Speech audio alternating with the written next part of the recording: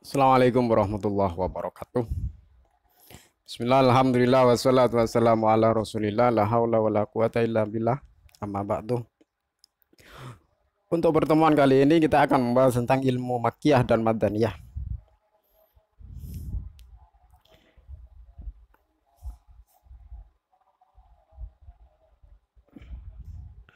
Ilmu makki dan madani atau makkiyah dan madaniyah dalam pembahasan sekarang ini akan difokuskan ke dalam beberapa pembahasan, diantaranya adalah pengertian ilmu makki dan madani, perbedaan ilmu makki dan madani, ciri-ciri ilmu makki dan madani, dan faidah dari makkiyah dan madaniyah.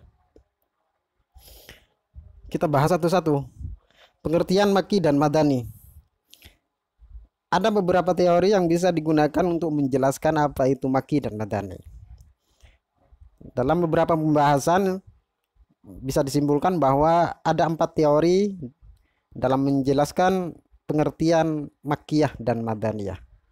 Yang pertama teori geografis, yang kedua teori subjektif, yang ketiga teori historis, dan yang terakhir adalah teori konten analisis. Dari teori geografis bisa dijelaskan bahwa ilmu makkiyah adalah ayat yang diturunkan di Mekah dan sekitarnya, baik sebelum hijrah maupun sesudahnya.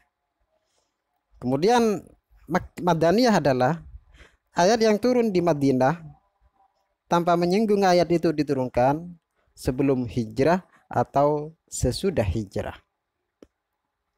Artinya secara geografis, teori geografis ini menjelaskan tentang makkiyah dan madaniyah dari segi tempat, dari segi hijrahnya Rasulullah, dari segi tempat di mana Rasulullah mendakwahkan agama Islam. Kita tahu bahwa dalam dakwah Islamiyah Rasulullah ada 2 periode, ada periode Mekah dan ada periode Madinah. Yang keduanya ini dibatasi oleh ditandai dengan hijrahnya Rasulullah. Sehingga dengan teori geografis ini bisa disimpulkan bahwa kalau Makkiyah adalah ayat yang turun di Mekah, kemudian Madaniyah itu adalah ayat yang turun di Madinah.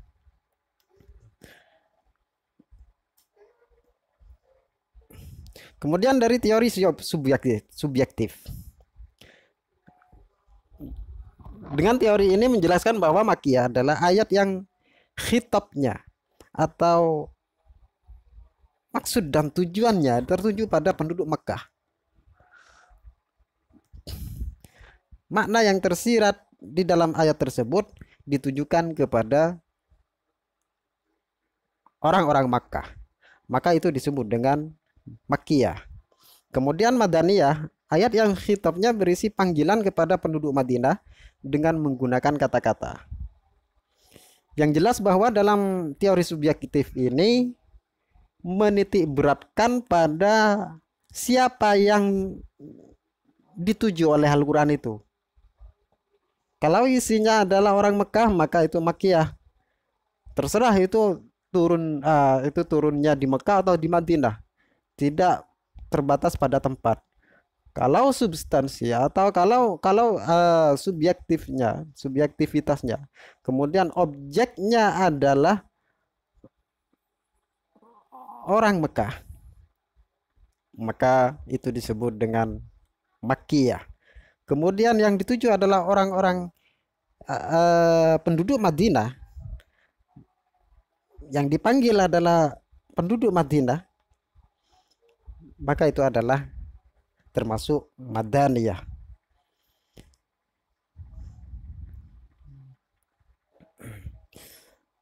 Selanjutnya teori historis, teori sejarah, dari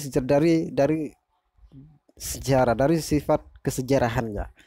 Bisa dijelaskan bahwa teori dalam menentukan kriteria berorientasinya pada waktu turun ayat itu sendiri. Yang patokannya adalah hijrahnya Rasulullah. Kalau dari segi historis, ini masalah waktu, masalah batasan hijrah Rasulullah yang dijadikan sebagai patokan. Jadi bisa dijelaskan bahwa ayat-ayat yang diturunkan sebelum hijrah, maka itu disebut dengan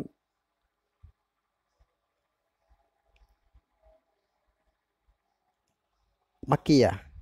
Dan ayat-ayat yang turun pada masa setelah hijrah, ketika hijrah Rasulullah, ketika sudah hijrah ke Madinah, maka ayat-ayat yang turun itu disebut dengan Madaniyah. Ini adalah teori historis. Kemudian dari konten analisis,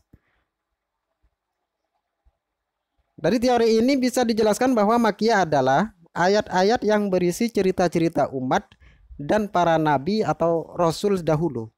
Jadi kalau seumpamanya surat itu atau ayat-ayat itu memuat tentang cerita-cerita tentang kisah-kisah para nabi, kisah-kisah para rasul yang terdahulu, maka itu dipastikan itu adalah Makkiyah.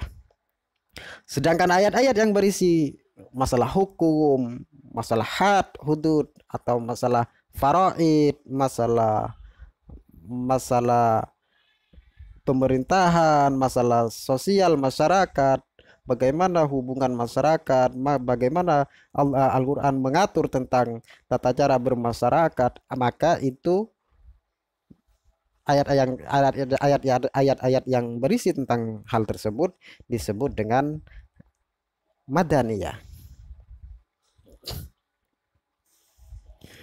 Ciri-ciri Makkiyah. Ciri-ciri Makkiyah kalau dari segi ciri-cirinya, dari ciri khasnya, yang pertama kalau Makkiyah itu adalah yang pertama ayat dan atau suratnya dan surat-suratnya itu uh, berupa ayat dan surat yang pendek-pendek. Kemudian yang kedua, memuat atau ayat-ayatnya tertulis secara puitis, lebih puitis atau bersajak atau bersyair. Karena memang pada waktu itu masa di mana Al-Quran turun, memang para orang Arab pada waktu itu di sana mengagung-agungkan saja atau syair, kata-kata yang tertuang, kata-kata yang tersusun secara puitis. Maka Al-Quran pun juga diturunkan demikian. Kemudian Makkiyah banyak menyebut qasam, sumpah atau tasbih atau penyerupaan, dan amsal atau perumpamaan. Dalam ayat-ayat yang kalau ada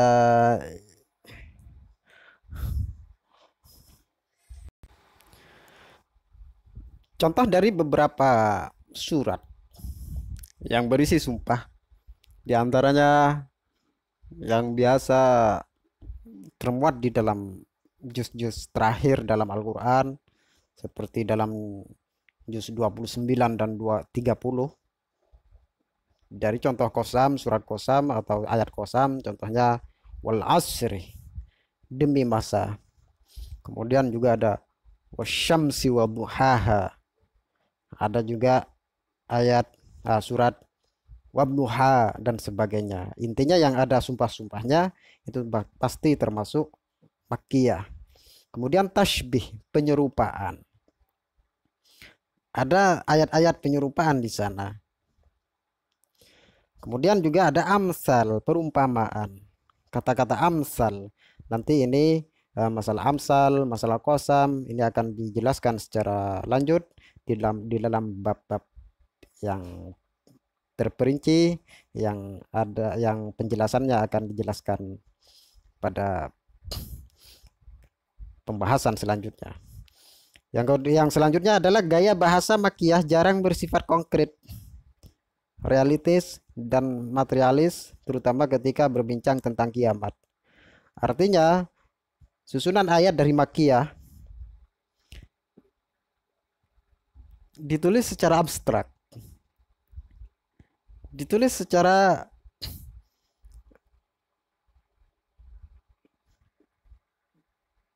tidak konkret.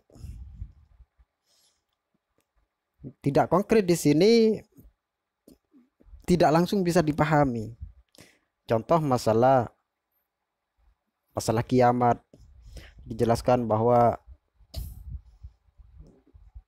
kiamat pasti datang, tapi waktunya kapan itu tidak dijelaskan. Kemudian bagaimana gambaran kiamat itu hanya gambaran-gambaran saja oleh Al-Quran. Tidak kemudian secara pasti mengenai bagaimana prosesnya, bagaimana tidak terperinci sedemikian rupa sesuai dengan uh, inti bagaimana proses kiamat itu terjadi. Hanya pengabaran-pengabaran yang abstrak, bukan ayat-ayat yang konkret. Kemudian surat-surat Makkiyah mengandung lafaz kalla. Ini biasa sudah dalam beberapa surat pasti terdapat kalau ada yang ayat yang kemudian ada kata-kata kalla, maka dipastikan itu adalah Makkiyah. Selanjutnya surat-surat mengandung seruan ya ayyuhan nas. Ya ayyuhan nas. Kalau ada kata ya ayyuhan nas, maka itu pasti surat atau ayat Makkiyah.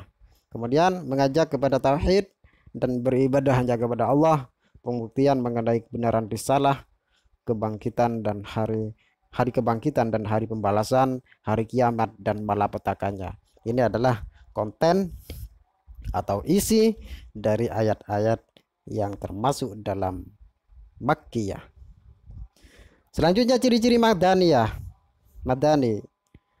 Yang pertama adalah surat-surat yang berisi surat-surat yang berisi tentang hukum pidana, hukum waris, hak-hak perdata, intinya yang berkaitan dengan hukum Islam, hukum-hukum yang berisi tentang tatanan bagaimana hubungan antara masyarakat, antara manusia dengan manusia, muamalah.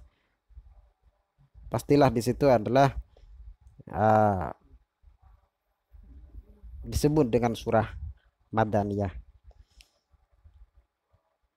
Dua surat-suratnya mengandung izin untuk berjihad, perang, masalah hukum, masalah islah, masalah perdamaian dan perjanjian.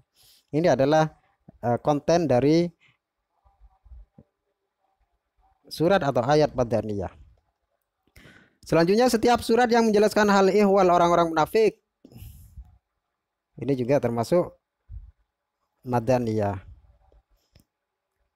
kecuali dalam surat Al-Ankabut yang diturunkan di Mekah. Selanjutnya menjelaskan hukum-hukum amaliyah dalam masalah ibadah dan muamalah seperti sholat, zakat, puasa, haji, qisas, talak, jual beli, riba dan lain-lain. Kemudian sebagian surat-suratnya panjang-panjang, sebagian ayat-ayatnya panjang-panjang, dan gaya bahasanya cukup jelas dalam menerangkan hukum-hukum agama. Perbedaan Makkiyah dan Madaniyah. Dari segi konteks kalimat Makkiyah, sebagian besar surat Makkiyah dalam penyampaian dengan disampaikan dengan cara keras dalam konteks pembicaraan. Contoh, tabat yada abi lahabim wa tab. Celakalah wahai engkau Abu Lahab, dengan benar-benar celaka.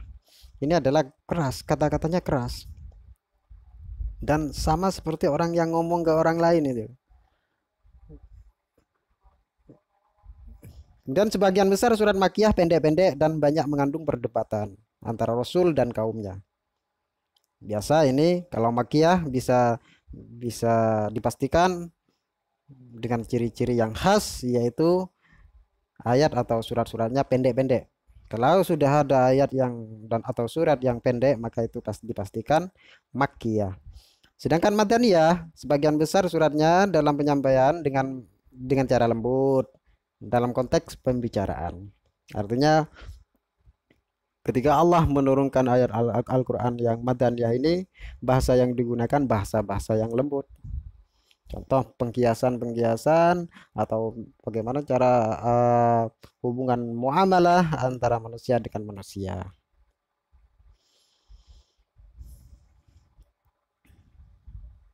Selanjutnya sebagian besar surat Madaniyah panjang-panjang dan berisi tentang hukum-hukum tanpa perdebatan.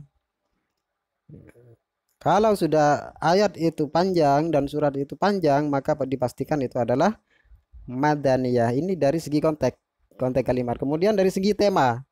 Tema kalau Makkiyah sebagian besar berisi tentang penguatan atau pengokohan tauhid dan akidah yang benar. Masalah tauhid, masalah keimanan, khususnya berkaitan dengan tauhid uluhiyah dan penetapan iman kepada hari kebangkitan. Karena kebanyakan orang-orang Mekah pada waktu itu tidak percaya terhadap adanya Allah. Mereka belum kenal Allah, hanya taunya Tuhan. Tapi Tuhannya nggak tahu siapa yang disembah.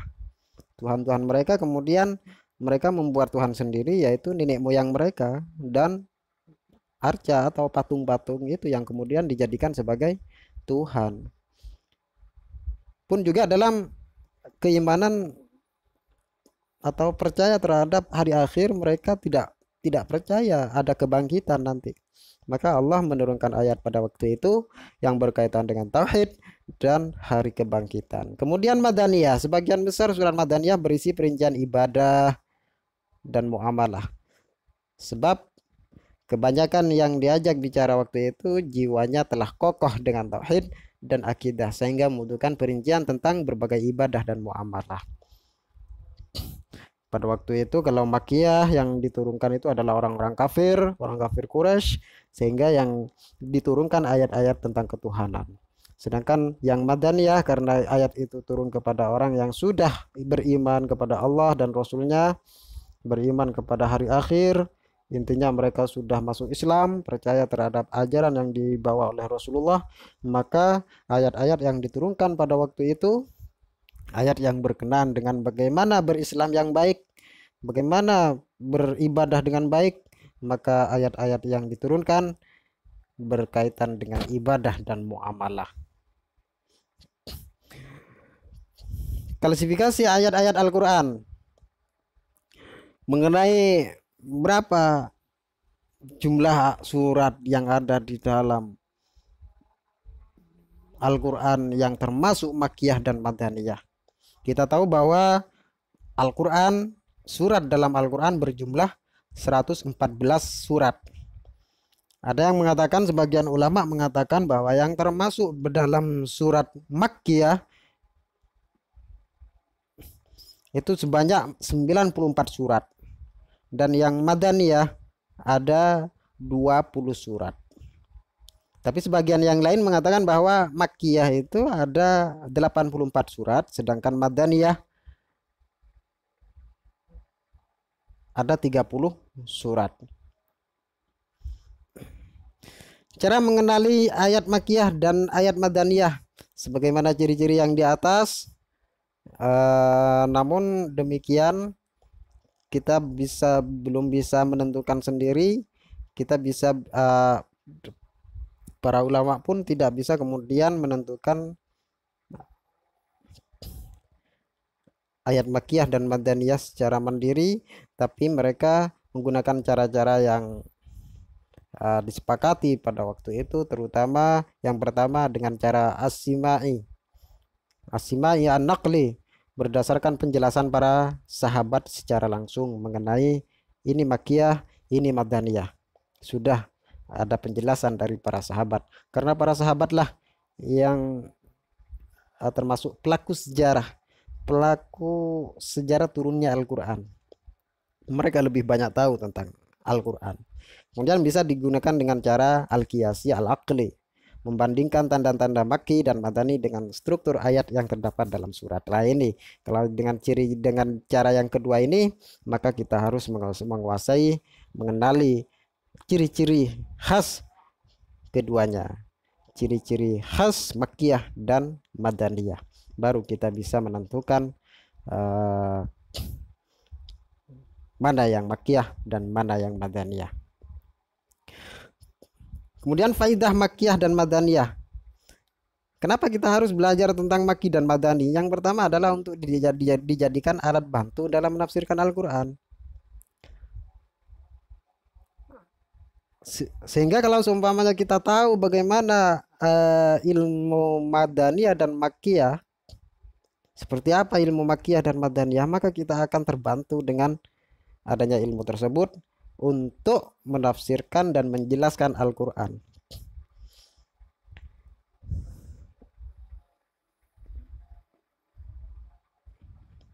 Kemudian meresepsikan gaya bahasa Al-Quran dan memanfaatkannya dengan metode dakwah menuju jalan Allah. Kita tahu bahwa ketika Allah menurunkan ayat-ayat Makkiyah, bahasanya dengan keras, bahasanya dengan saja. Karena apa? Karena disesuaikan dengan kondisi kondisi kaum pada waktu itu. Orang Mekah, Quraisy Mekah, orangnya wataknya keras dan suka pada susunan kata-kata yang bersaja atau syair. Maka Al-Quran pun diturunkan pada waktu itu sesuai dengan kondisi kaum pada waktu itu. Dan ini bisa dijadikan ketika Madaniyah, ketika Al-Quran diturunkan secara Madaniyah, maka bahasa yang digunakan bahasa lembut dan diturunkan secara konkret, ayat-ayatnya jelas dan tanpa penafsiran kembali.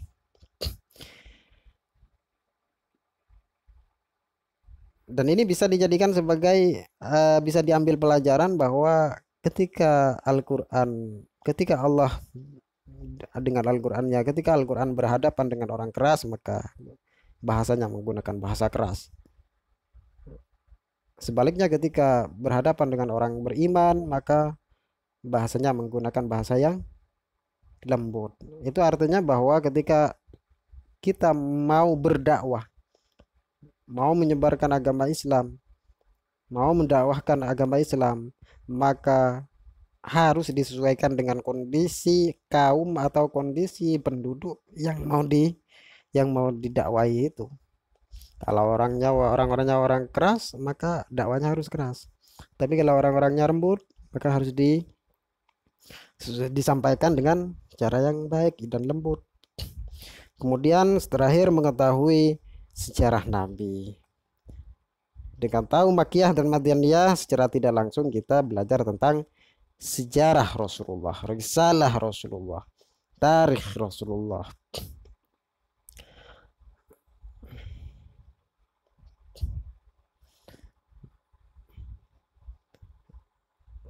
Yang mulai sejak permulaan wahyu itu diturunkan hingga ayat terakhir yang diturunkan, baik pada waktu itu Rasulullah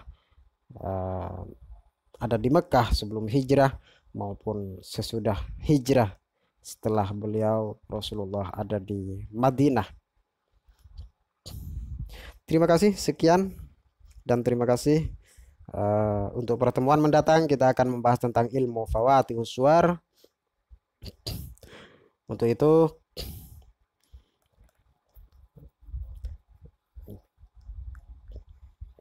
kami persilakan kepada kelas di grup media sosial untuk berdiskusi mengenai ilmu ini, mengenai ilmu yang kita bahas yang sekarang, ilmu Makkiyah dan Madaniyah. Terima kasih. Wallahul muwaffiq ila aqwamit thoriq. Assalamualaikum warahmatullahi wabarakatuh.